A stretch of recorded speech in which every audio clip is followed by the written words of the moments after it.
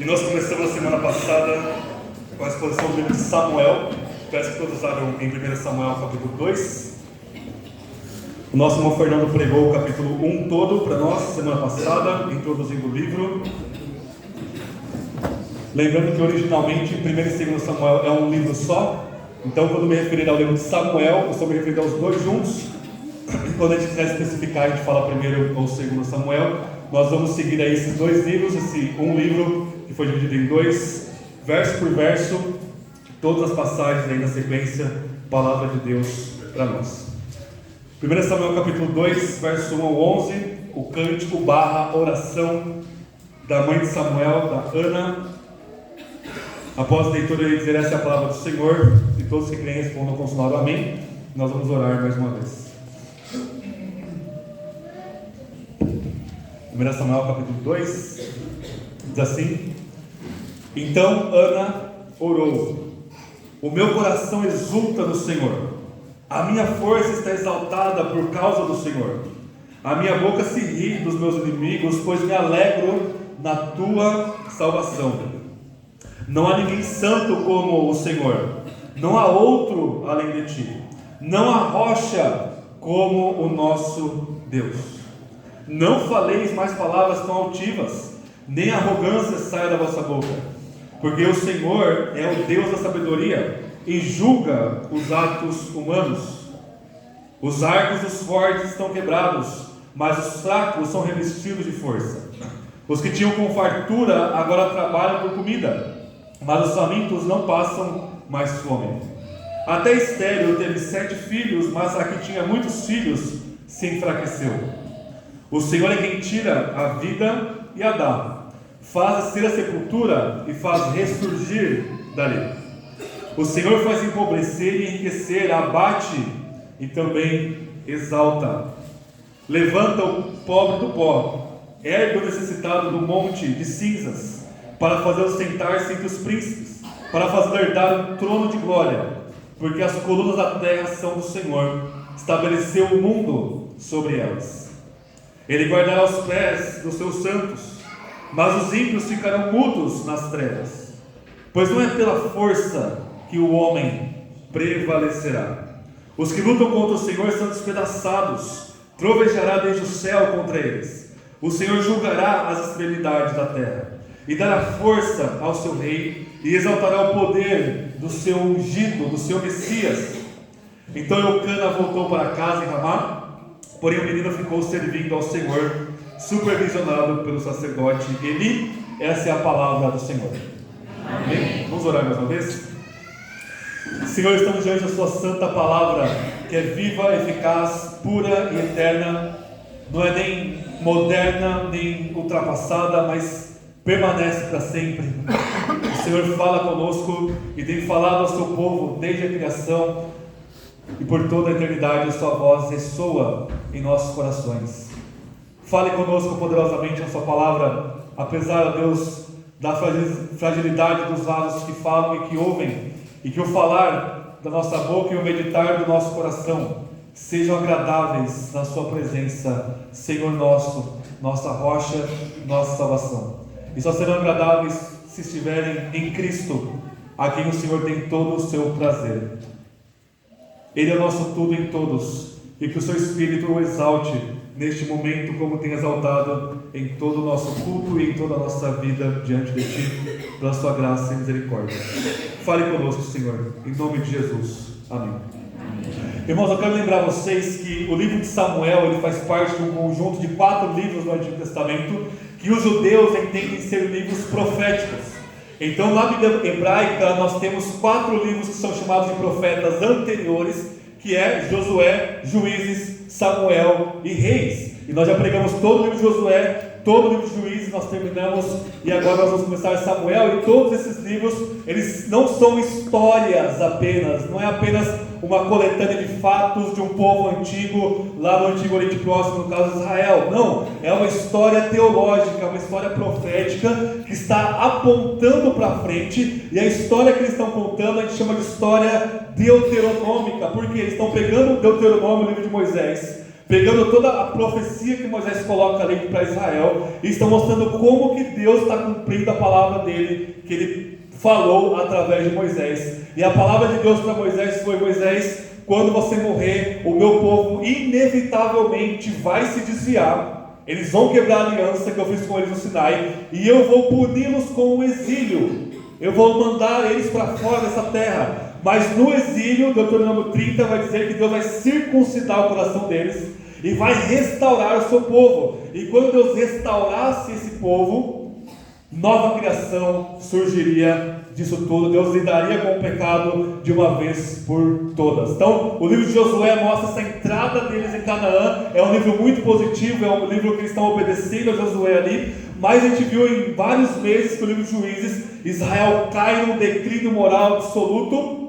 E aqui em Samuel as coisas começam, a luz começa a reinar no meio das trevas com a promessa deste rei. Que lá em Deuteronômio 17, Moisés vai falar que Deus tem um rei para levantar em Israel, mas não pode ser um rei conforme todas as nações.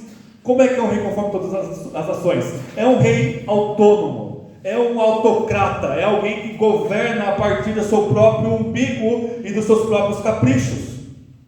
Como é que é o rei segundo o coração de Deus, que Deus promete que vai levantar? É um rei, preste atenção nisso, é um rei que ele é controlado pelo profeta. O que isso significa? Isso significa que o reinado que Deus estabelece em Israel depois é um rei que precisa ser submisso à palavra de Deus. Esse é o rei segundo o coração de Deus que levanta. Eles querem Saul. Saul é um rei, é um cara poderoso, é um cara bonito, é um cara forte, é um cara como qualquer outra nação elegeria como seu rei. E Deus fala: não, lá o menorzinho da casa de Jessé, Davi, o mais pequenininho, ele vai ser o meu rei, ele vai ser o rei segundo o meu coração, porque ele vai obedecer a minha palavra. E o livro de Samuel ele é profético, porque lá em 2 Samuel 7 a gente tem uma das passagens mais importantes da Bíblia, que é Deus prometendo para Davi que o filho dele vai reinar eternamente sobre o povo de Deus. E portanto é impossível ler 1 e 2 Samuel sem Cristo, sem o Novo Testamento, sem Jesus, porque não faz o menor sentido. Por quê? A dinastia de Davi padeceu. Não existe mais alguém da linhagem de Davi para se levantar sobre o trono. Se Jesus não é a luz aqui para lermos Samuel, Samuel toda uma grande mentira da parte de Deus, é uma grande folclore de um povo antigo. Mas não, nós cremos que isso aqui é profético, e esse livro então, ele repousa, e ele é uma sombra, ele aponta para o grande filho de Davi, o nosso Senhor Jesus, que não precisa de um profeta, porque ele mesmo é a palavra de Deus. E é assim que nós vamos ler Samuel, porque não tem outra forma de ler. E o livro de Samuel, meus irmãos e irmãs, ele é muito bem elaborado como todo livro da Bíblia. E ele começa aqui no capítulo 2 com esse cântico de Ana. E essa oração de Ana ela é tão importante que ela vai dar todo o tema de 1 e 2 Samuel. E ele vai fazer um fechamento, o autor de Samuel aqui, lá em 2 Samuel 22, no finalzinho do livro de 2 Samuel, com um salmo de Davi. Davi ele coloca um salmo ali no final, o autor coloca o salmo de Davi no final do livro. E o salmo de Davi, ele vai o tempo todo se referenciar à oração de Ana. Ana fala: Deus é minha rocha. Davi fala: Deus é minha rocha. Ana fala: em Deus está minha salvação. Davi fala: em Deus está minha salvação. Ana fala que Deus levanta os pobres do pó e os coloca para reinar. Davi é o cumprimento dessa oração de Ana, e ele fala a mesma coisa lá em 2 Samuel 22. Então o livro de Samuel, ele é pareado, ele é estruturado entre dois poemas. É uma narrativa que está entre dois poemas, e portanto a oração de Ana aqui, a gente precisa tomar muita atenção e lê-la com muito cuidado, porque sem entender isso daqui, a gente não entende o livro de Samuel. E o grande tema da oração de Ana aqui é que Deus exalta os humildes e abate os orgulhosos. Deus abate Penina, a outra mulher de Elcana, a adversária de Ana. Deus abate Eli, o sacerdote corrupto. Deus abate o grande Golias. Deus abate o poderoso Saul. E até Davi, quando peca, Deus pune Davi. Mas ao contrário, Deus usa aqueles que não são nada. Deus usa Ana, uma mulher estéril. Deus usa Samuel, Deus usa Davi, o menor da casa dele. Então esse é o grande tema aqui. A glória de Deus não pode ter rivais, não pode ter um compartilhamento. É por isso que ele vai usar aquele que está lá no pó e na cinza para avançar o seu reino e a sua palavra aqui no livro de Samuel. O Cântico de Ana tem 3 partes, o autor estrutura em 3 partes. O verso 1 ao 3 é muito claro que ele vai usar muitos sinônimos, a sinonímia. O verso 4 ao 8 ele vai usar antônimos. E o verso 9 ao 10 ele vai voltar a usar sinônimos, mostrando que o poema de Ana aqui, ele tem 3 partes. Primeiramente então, verso 1 ao 3, vamos dar uma olhada aí. Então Ana orou. A oração dela é um cântico. Ela ora em forma de poema. E toda a oração dela aqui vai ser um só tema: conhecer a Deus.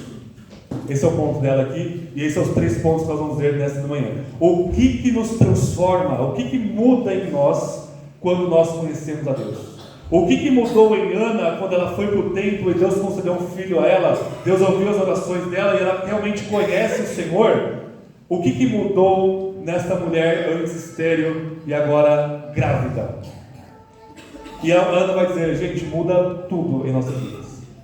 Diante daquilo que é maior que nós ganhamos uma nova perspectiva sobre todas as coisas. Imaginem nós na Idade Média, eu sei que vocês forem viajar, eu nunca entrei numa catedral medieval, por exemplo, mas quem entra, todo mundo diz: olha, a coisa ela é tão bela, a coisa é tão grande, que todo mundo, se você entrar na Catedral de Notre Dame, tem lá hoje a possibilidade de você entrar por vídeo, né, na internet, ou na Catedral de São Pedro, a arquitetura casava com a teologia, e o ponto é quando você entra naquele edifício gigantesco, os testemunhos falam que até os céticos se calam diante daquela grandeza e coloca tudo em perspectiva. Nossa, mas como eu sou pequenininho diante dessa catedral milimetricamente pensada na estética e na mensagem que ela está pensando. Ou um outro exemplo, todos os astronautas eles falam para nós que existe uma coisa chamada overview effect, o efeito do overview, do panorama.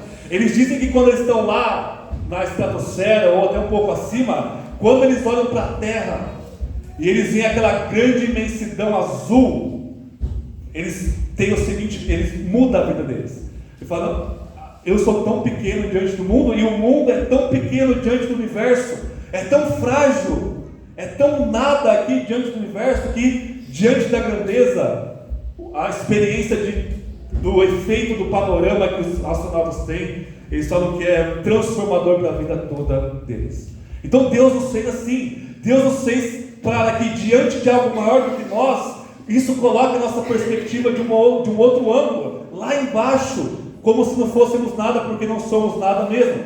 Agora, o que nós dizemos quando nós encontramos com Deus, que é infinito, que é infinitamente maior do que cada um de nós, e cujo universo todo é como se fosse uma gota no oceano diante da essência perfeita do nosso Deus? Você não pode ficar o mesmo.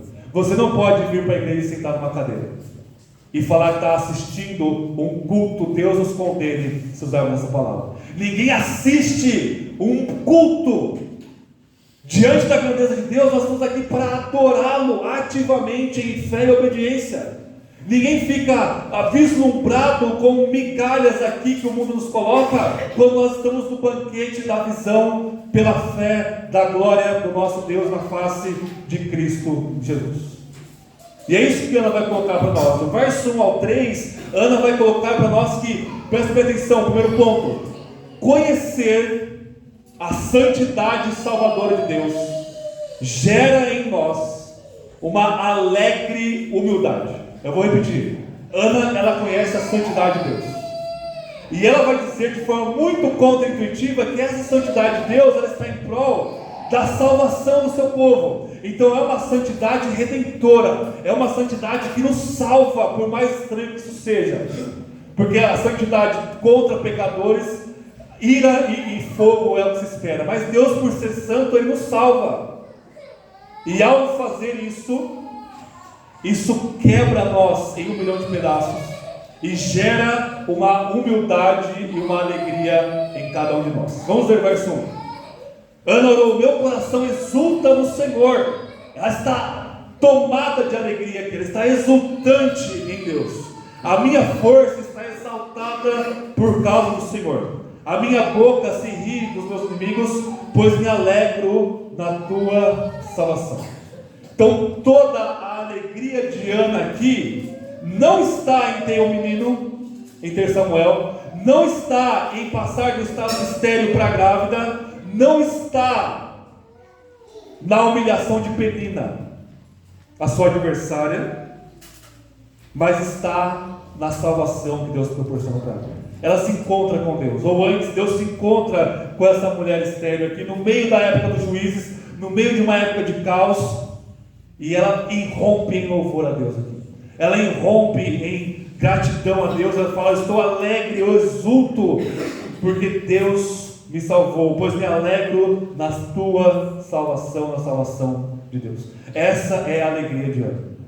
Então vejam, conhecer a Deus de forma redentora, de forma salvadora, gera uma alegria indizível e cheia de glória, como diria Pedro. Se você não tem essa alegria aqui, você não entende o quão você é uma desgraça de ser pecador, e o quão grande é o nosso Deus. Verso 2, ela vai dizer: não há ninguém santo como o Senhor, não há outro além de ti, não há rocha como o nosso Deus. Cada palavra que Ana vai usar aqui vem do texto bíblico anterior a ela. Quando ela fala não há ninguém como Deus, ela está se referindo a Êxodo 15:11, que é o cântico de Moisés ao sair do mar que se abre, enquanto Miriam, a sua irmã profetiza, está tocando tambores, respondendo a canção de Moisés. O povo está cantando Êxodo 15:11. Quem é como o Senhor entre os deuses?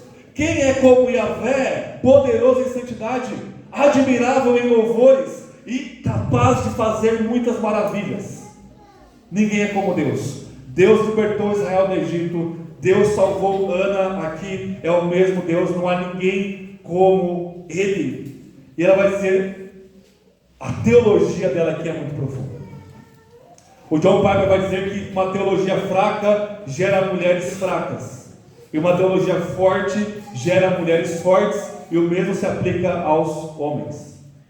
A teologia de Ana aqui, ela é de uma profundidade que só o Espírito Santo pode dar para ela. Ela vai dizer: não há ninguém santo como Yahweh, como o Senhor. Ela entende que a santidade de Deus é de um outro tipo. Ela entende que a santidade de Deus, a pureza de Deus, não encontra equivalentes na criação. Ela está no meio do povo santo, ela está no meio de Israel, ela sabe que o tabernáculo está lá em Siló, aqui na época dos juízes. Ela tem noção de santidade, de separação, né? Santidade significa ser separado para Deus, mas quando ela pensa em Deus, ela não coloca Deus dentro da categoria humana. Ela diz: Senhor, não há santo como o Senhor, não há outro além de ti. Isso quer dizer que quando a gente fala de santidade de Deus, quer dizer que Deus é cortado, Ele é separado da criação toda.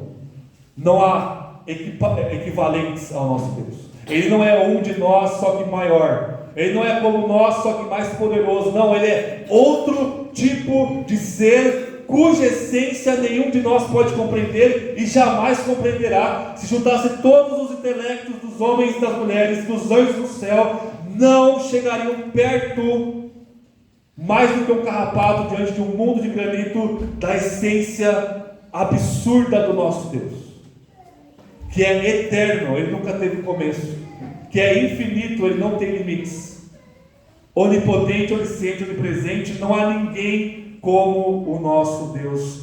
E ela fala, essa santidade absoluta de Deus, inigualável, incomparável na criação, serve ou está para ser a nossa rocha, o nosso porto seguro, o lugar que nós estamos firmes e que os nossos pés estão fincados. Isso é contrassenso. Como é que um ser infinitamente puro e santo está diante de uma mulher pecadora como Ana era, Está diante de um povo pecador como Israel era. Israel junto com Ana, e Ana junto com Israel pode dizer: aquele que é santo é a nossa rocha, e a gente se alegra na sua salvação. Aquele que é santo também é misericordioso. Aquele que é santo e separado separa um povo para si e nos salva. Nele está a nossa fé. Verso 3. Ela vai fazer uma aplicação prática da própria teologia dela. Não faleis mais palavras tão altivas, nem a arrogância saia da vossa boca, porque o Senhor é o Deus da sabedoria e julga os atos humanos. Irmãos, no encontro dessa santidade salvadora de Deus, não há orgulho que fique de pé. Se Deus fosse como um de nós e nos salvasse, a gente poderia se orgulhar. Se a gente pudesse se salvar sozinho, pelos nossos braços, pelo nosso intelecto, pelas nossas obras, a gente teria do que se orgulhar. Mas não há ninguém como o nosso Deus, e somente nele está a nossa salvação. E Ana vai dizer: Penina, cala a boca, fecha essa língua atrás dos seus dentes. Você está falando palavras altivas contra Deus? Você está se orgulhando porque você tem filhos e eu não? Deus que te deu seus filhos, Penina. Quem está se orgulhando contra Deus aqui? Não faleis mais palavras tão altivas. Ou seja, o encontro com a santidade salvadora de Deus gera humildade em nós. E portanto, filhos de Deus, vigiem essa boca venenosa de vocês, nossas bocas venenosas. Porque lá no secreto, lá escondido, lá quando não tem nenhum outro irmão ou irmã junto com você, nós sabemos que a nossa língua está muito apta e desejosa e sedenta para nos vangloriar, para nos orgulhar. Nosso coração todo está direcionado à nossa autoexaltação, à nossa autossuficiência. Qualquer coisinha de porcaria que a gente faz melhor do que os outros, a gente não reconhece que é Deus que faz em nós. A gente não atribui a glória ao nosso Deus. A gente já fala: fui eu que fiz isso daqui, olha como eu sou bom. Olha como você é uma porcaria, não vale nada, não faz nada direito. Olha minha esposa, não faz nada direito. O meu marido não vale nada, eu sou muito melhor do que ele. Irmãos, não faleis mais palavras altivas, nem a arrogância saia da vossa boca, porque a boca fala, o coração está cheio. Se o seu coração está cheio de você, é você que vai sair pela sua boca arrogantemente falando. Então, em primeiro lugar, verso 1 ao 3, ter um encontro com a santidade salvadora de Deus gera uma humilde alegria, uma alegria da salvação, mas uma alegria que é humilde. E aí isso coloca Ana diante de seus antônimos aqui no verso 4 ao 8, onde ela vai colocar Deus revertendo as mazelas dessa vida, os padrões deste mundo, o status quo da sociedade humana caída. Verso 4 ao 8, vejam comigo. Nós temos o segundo ponto aqui antes do texto. O segundo ponto é conhecer a soberania de Deus como Criador leva-nos a desprezar os padrões deste mundo caído. Vejam comigo lá no verso 8. A teologia dela é o seguinte: o final do verso 8 diz: porque as colunas da terra são do Senhor, e Ele estabeleceu o mundo sobre elas. O que Ana está meditando aqui nessa segunda parte do seu poema, da sua oração, é sobre Deus como Criador. E Deus como Criador, Ele tem direito sobre cada milímetro cúbico deste universo. E como aquele que é o Deus que criou e sustenta todas as coisas, Ele é soberano e Ele faz o que Ele quer. Na formação ministerial ontem na nossa igreja, a gente meditou num texto de um teólogo do século XVII chamado Turretini, um dos grandes teólogos da história da igreja, e de forma escandalosa, eu quase caí da cadeira quando eu li. Ele vai dizer: olha, Deus ele é irresponsável. Mas como assim Deus é irresponsável? Em que sentido? Ele fala no sentido de que Deus ele não responde a ninguém, Ele não precisa prestar contas a ninguém. Ele é autossuficiente, ele é independente, ele é autônomo por si mesmo.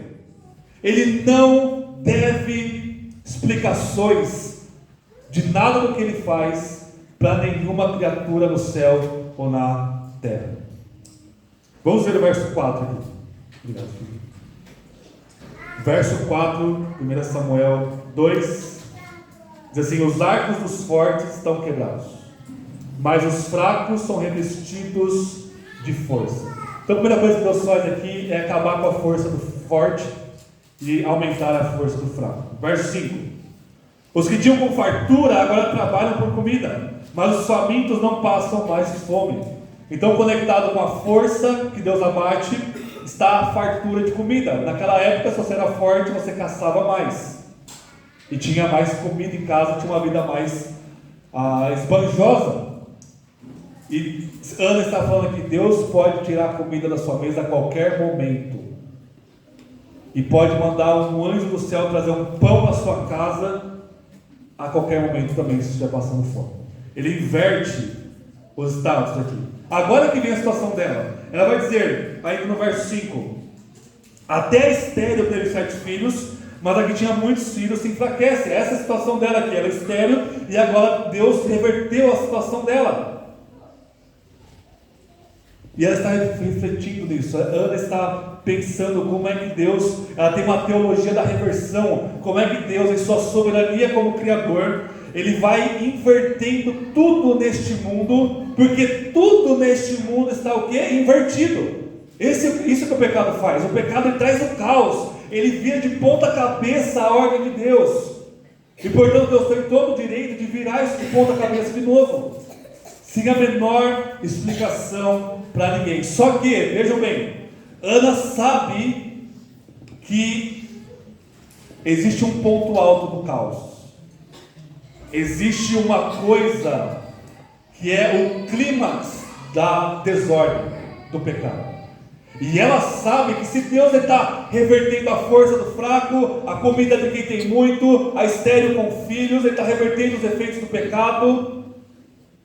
Ela sabe de uma forma extraordinária, num momento muito inicial da revelação de Deus aqui no livro de Samuel, que Deus vai reverter a morte. Ela sabe disso. Vejam comigo o verso 6. Olha a ordem que essa mulher fala das coisas. Ela fala assim: o Senhor é quem tira a vida e a dá. Falando, mas você está invertendo, não é? Deus dá e tira, igual lá em Jó? Não, Deus tira, você morreu, mas Ele dá. E ela reforça isso, ela diz assim: faz descer a sepultura e faz ressurgir dali. Ana, nesse período precário da revelação de Deus, ela crê na ressurreição dos mortos. Ela não inventou isso daqui. Abram comigo em Deuteronômio capítulo 32. Voltem as páginas aí. Deuteronômio capítulo 32.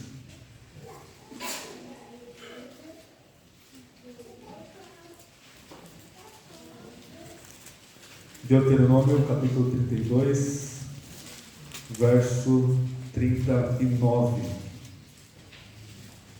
Olha o que Deus diz através de Moisés. Lembra que a história profética deuteronômica, a oração toda de Ana vem de Deuteronômio. Cada parte que ela fala de Deus, ela tira de Deuteronômio. Olha o que Deus diz em Deuteronômio 32, 39.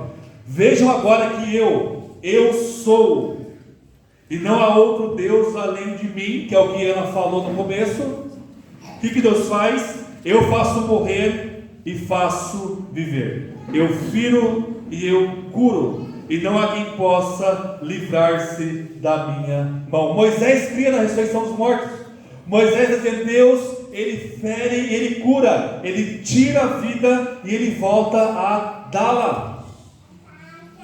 Ou seja, a reversão das reversões, a última reversão de Deus é reverter a própria morte. Ana experimentou isso na sua pessoa. Ela estava experimentando morte no seu útero. E quando Samuel surge no seu útero, Deus está revertendo a morte do meu útero. Deus está trazendo vida aonde é uma sepultura.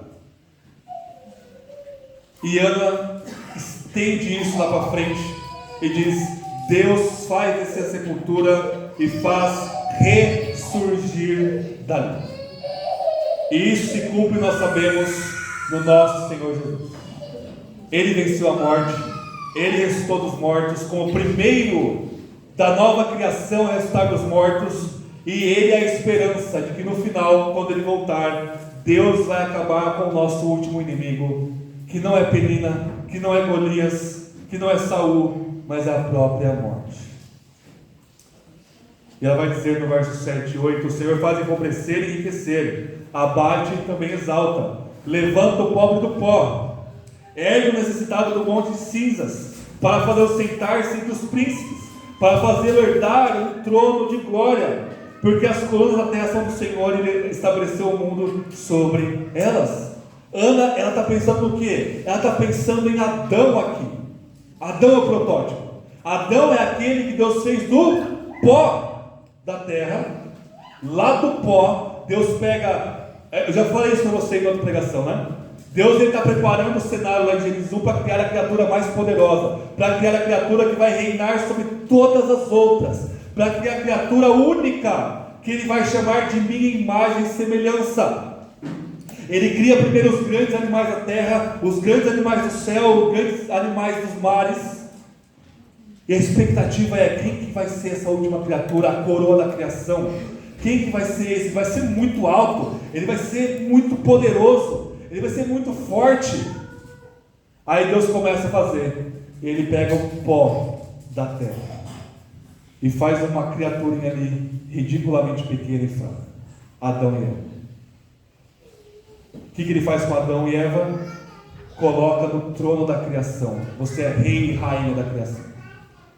Vocês são o ápice da criação, porque vocês vão reinar não com a força que vocês não têm, não com a inteligência que é muito limitada. Vocês vão reinar em obediência à minha palavra. Não comam do fruto do conhecimento do bem e do mal. A serpente fala: vocês vão ser como Deus. E eles se exaltam e o orgulho é abatido de novo no povo. E Ana está falando: Deus levanta o pobre do pó e o faz sentar num trono de glória. Ela não está falando do seu filho, porque Samuel não é o prometido. Ela está dizendo que Deus está preparando um rei, que Ele vai levantar da pobreza e do pó para sentar no trono de glória. Sem ela saber, profeticamente, como a oração dela é, ela não está falando de Davi sentando em Jerusalém, no seu palácio. O trono de Davi, por mais bonito que fosse, o trono do filho de Davi, Salomão, por mais glorioso que fosse, não é digno de um título desse, trono de glória. O único trono de glória que existe está lá no céu. Está lá no céu. E quem se assenta sobre ele é Yahvé, o Senhor. Somente Ele. Nenhum anjo chega perto. Os serafins escondem o rosto. E Ana está falando aqui: Deus vai pegar um lado pó da pobreza e vai colocá-lo no trono de glória lá no céu. O nosso Senhor Jesus, Ele encarnou em pobreza, morreu, ressuscitou e ascendeu ao céu. E pela primeira vez e única vez, um evento único, uma criatura pobre e humilhada como foi, que é Cristo enquanto homem, sem pedir licença, por direito próprio, se assenta no meio do trono, no centro do céu. E os anjos e toda a criação, em Apocalipse 5, se prostra diante daquele que foi crucificado e ressuscitado por nós. Então, conhecer a soberania de Deus como Criador leva a gente a desprezar os padrões deste mundo, a desprezar riqueza, a desprezar até mesmo a comida que nós comemos em comparação ao trono da glória do Filho de Davi que se assenta nele. Nós não julgamos mais segundo as aparências humanas. Ninguém aqui vai ser tratado melhor ou pior pela condição financeira, pela educação que tem ou por qualquer coisa. Não existe bajulação na igreja, não existe favoritismo na igreja, e não tem 1 centímetro que alguém é melhor do que o outro do povo de Deus, porque todos nós nos encontramos com a santidade salvadora de um Deus Criador que é soberano, humilha a todos nós, mas exalta o seu filho, e aí está a nossa alegria. Em terceiro lugar, verso 9 e 10, Ana vai dizer que aqueles que conhecem a justiça messiânica de Deus, ou conhecer a justiça de Deus no seu ungido, no seu Messias, gera uma submissão genuína a Deus. Verso 9, ele vai dizer: Ele guardará os pés dos seus santos.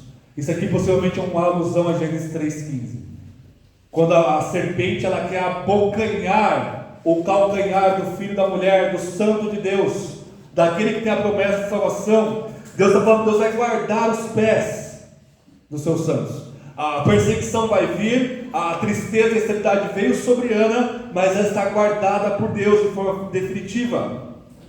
Mas ele diz: mas os ímpios ficarão mudos nas trevas, pois não é pela força que o homem prevalecerá. Os que lutam contra o Senhor serão despedaçados, trovejará desde os céus contra eles, o Senhor julgará as extremidades da terra. O que nós temos aqui é insubmissão generalizada da humanidade. Você quer ir contra Deus, você pode ir contra Deus, só que você vai ser rasgado e despedaçado pelo próprio Deus, e você vai ficar nas trevas, que é o seu lugar de direito. É a recompensa de pecarmos contra Deus. Mas o que Deus faz? O Senhor julgará as extremidades da terra, Ele dará força ao seu rei e exaltará o poder do seu Messias, o poder do seu ungido. Quem que Deus exalta? O seu ungido, o seu rei, o seu Messias. E ao exaltar o seu ungido, e Davi vai ter no Salmo 10 que Deus coloca todos os inimigos debaixo dos pés do Filho e Senhor de Davi. Isso é justo. Então vejam, a justiça de Deus, ela está centralizada não em nós, não nos nossos caprichos, não naquilo que a gente acha que é certo e que é errado, que a gente tem que receber ou não receber. Ela está centralizada no ungido, no Messias, no nosso Senhor Jesus. É aí que está a justiça dele, é aí que está o padrão, o paradigma. É aí que Deus julga o mundo, é no seu Filho. Aqueles que estão rebeldes contra o Filho, João diz, estão debaixo da ira de Deus, já estão condenados. Mas aqueles que se jogam aos pés, aqueles que creem e obedecem ao Filho de Deus, Deus nos dá a vida eterna através da fé. A justiça de Deus, ela é messiânica, ela não tem nada a ver conosco, ela tem a ver com Cristo. E quando a gente reconhece isso, nós nos submetemos àquele que Deus exalta. 3 aplicações práticas para concluirmos. Resumindo, antes das aplicações, conhecer a Deus muda tudo em nossas vidas. E Ana, ela conheceu a santidade de Deus, que não a condenou, pois ela merecia, mas uma santidade que a redime. E nisso ela se joga no chão, eu me alegro na salvação do nosso Deus, do meu Deus. E gera humildade. Quando a gente se encontra com a infinita santidade de Deus, isso nos humilha no mais profundo do termo da virtude de humildade que pode ter. Ana, ela conhece um Deus que é soberano, que criou todas as coisas e que reverte este mundo caído e no final vai reverter a própria morte. E isso leva ela a desprezar os padrões deste mundo. Ela diz: Deus não vai levantar um cara muito forte, muito inteligente, não. Deus vai levantar o seu rei do pó da terra. E ela conhece a justiça messiânica de Deus. Ela sabe que tudo que importa é Deus exaltar o seu ungido, e não ela. Quando Deus exalta ela, ela sabe que não tem nada a ver com ela. Ela sabe que Deus está fazendo algo ali na vida dela para exaltar o Messias.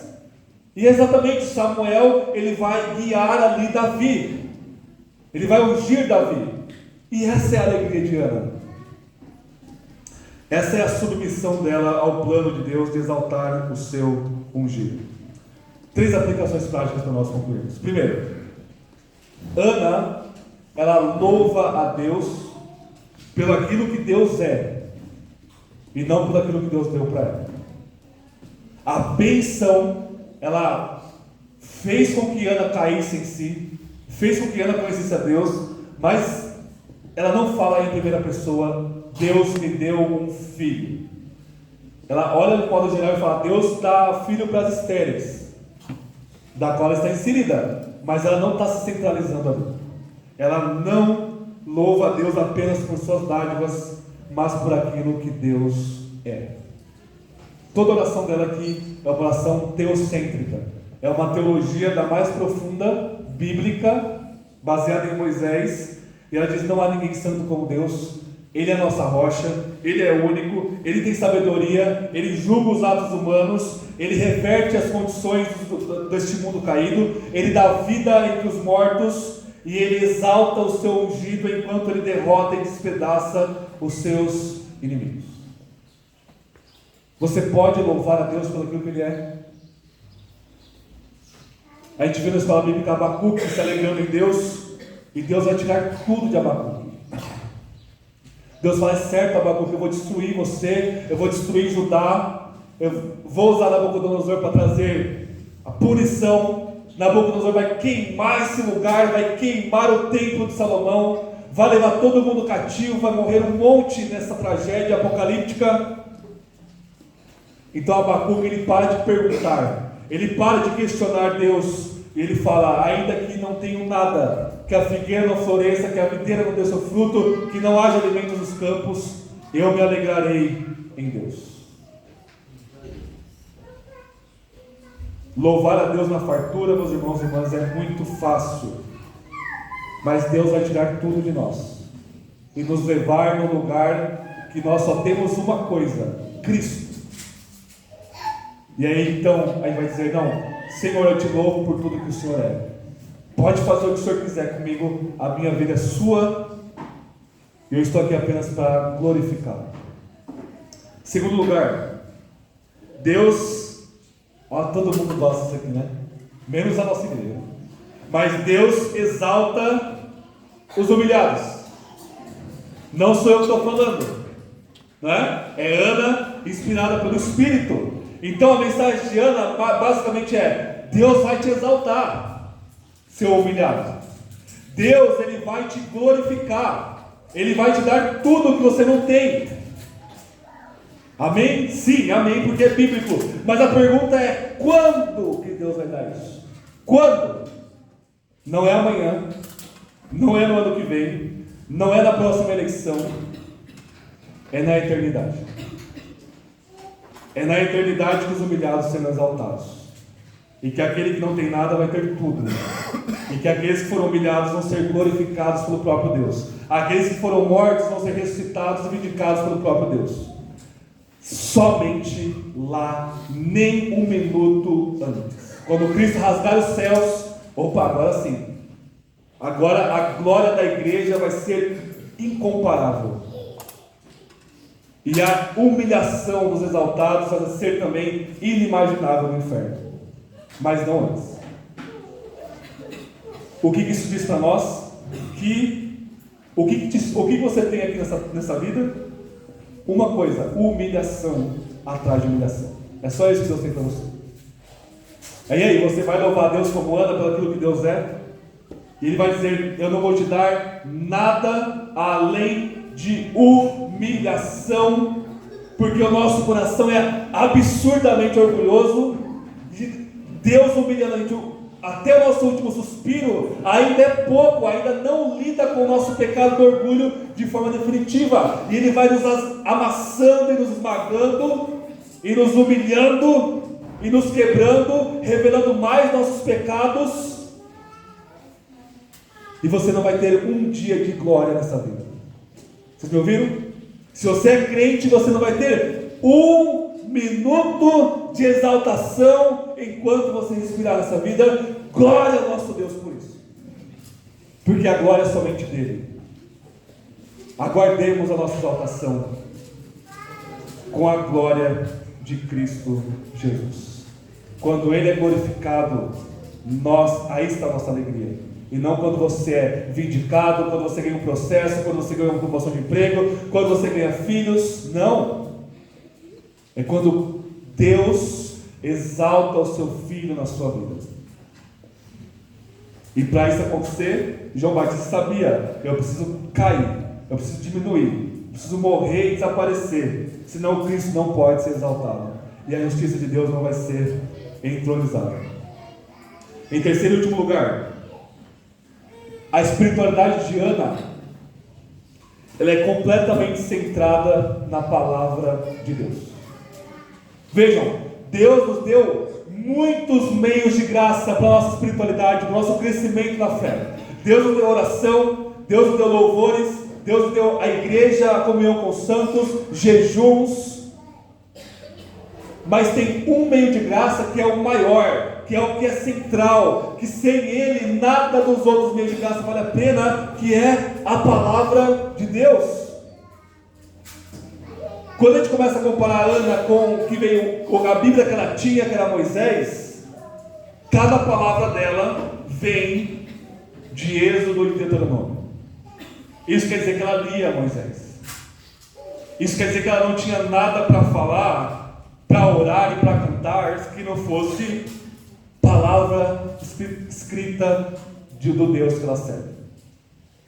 Irmãos, sem a palavra de Deus, o nosso culto, nossas orações, nossos louvores não valem de nada. Não valem de nada. E vejam, o culto que a gente presta aqui a Deus é o mesmo como comunidade, mas é diferente para cada pessoa. Em que sentido? Quanto mais de Bíblia você conhece, mais profundo vai ser o seu culto a Deus. Você está batendo o olho aqui no slide, está vendo o louvor? Quem não conhece nada de Bíblia, está lá uma frase num slide. Mas se você está encharcado com a Bíblia, a sua imaginação, a sua memória, o seu coração vai se mergulhar. Você fala: nossa, eu estou cantando a canção de Jonas. Essa canção só é possível porque tinha um homem na barriga de um peixe. E quão profundo é Deus buscar Jonas lá no meio do mar, com um ato de ressurreição de Jonas simbólico ali. Quando alguém ora e você está orando, você está encharcado de Bíblia, vai ser outra oração. Quando a gente lê um texto bíblico, você, nossa, esse texto bíblico está ali, está em outro lado, é citado e se cumpre em Cristo dessa forma. Vejam, quanto mais de Bíblia você conhece, mais profundo vai ser o seu culto a Deus e mais você vai ser edificado. Agora, se você não lê esse livro de Deus, tudo isso daqui é uma grande perda de tempo. Você vai apenas cantar, vai sair palavra da sua boca, você vai ouvir uma oração, você vai ouvir uma pregação que daqui a pouco você vai esquecer, porque você não vai voltar no texto na semana. Eu falo para os catecumenos da igreja, a diferença única entre quem prega e quem ouve pregação, só existe uma diferença. É uma diferença meramente cronológica de uma semana. Que é, o pregador, ele apanhou nessa semana passada do texto bíblico, e vocês vão apanhar o texto bíblico na semana que vai vir agora. É só isso que é a diferença entre nós. Deus fala com o pregador na semana preparando o sermão. Deus fala com a igreja, e a igreja tem que fazer o quê? Meditar, reler, revisitar o texto bíblico que foi pregado, e ser esmagado e transformado por esse texto bíblico. A grande coisa é que nós não fazemos isso. A gente ouve aqui e amém, aí a gente vai fazer outras coisas. E aí Jesus fala, a palavra de Deus, ela é sufocada, a sementinha é sufocada pelos afazeres deste mundo, pelos espinhos deste mundo. Não vai frutificar. Não vai frutificar. É melhor você não vir semana que vem, se você vai ver essa espiritualidade porca de não estar imbuído na palavra de Deus. Que Deus nos dê arrependimento. E a conclusão final é que, vamos ler novamente 1 Samuel capítulo 2, final do verso 10. O Senhor julgará as extremidades da terra, dará força ao seu rei e exaltará o poder de Jesus, o poder do seu Messias. Irmãos, tudo isso aqui é para dizer que Cristo, Ele é exaltado em nós, quando nós conhecemos a santidade salvadora de Deus como Criador, e aquele que reverte até mesmo a morte, e isso nos leva a uma vida de submissão a Ele. Que a sua oração, que a nossa oração seja: Deus, exalte o seu Filho em nós, custe o que custar. Amém? Vamos orar. Tem um momento breve de oração silenciosa. Peça perdão pelos seus pecados. Submeta-se a Cristo pela fé. E hoje eu vou orar ensinando o sermão. Oremos. Senhor, Tu és justo e compassivo. O Senhor é santo para sempre, exaltado nos meios dos louvores de Israel, da Sua igreja. Humilha-nos debaixo da Sua poderosa mão, enquanto o Senhor exalta o Seu Filho em nós. E como Paulo, nós viemos a dizer: quer nós morramos, quer nós vivamos, Cristo seja engrandecido em nós, o corpo. Perdoe os nossos pecados, ó Deus, que são muitos. Como Abacuque disse: nem o céu dos céus é puro aos seus olhos, porque como Ana orou, não há santo como o Senhor. Nada se compara a Ti. E não tem como nós nos colocarmos diante de Ti, ó Deus, nessas condições.